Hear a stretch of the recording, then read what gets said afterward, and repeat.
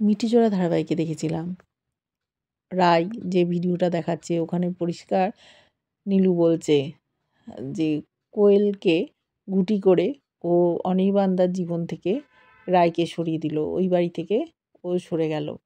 এবার ওর টার্গেট বাড়ি থেকেও তাড়াতে হবে দিদিভাইকে, ওই বাড়িতে কাউকে একটা ঘুঁটি বানাতে হবে, হয় দাদাভাই নাহলে মা দিদিভাইয়ের নামে খারাপ কথা বলবে যাতে ওরা ওকে বাড়ি থেকে তাড়িয়ে দিতে বাধ্য হয়। আর দিদিভাইয়েরও ক্ষতি চায়।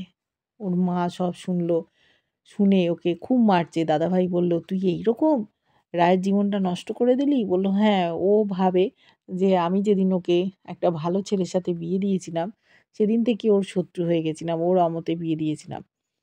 কিন্তু এখন বুঝছি ওর মধ্যে সংসার করার প্রবণতাই নেই।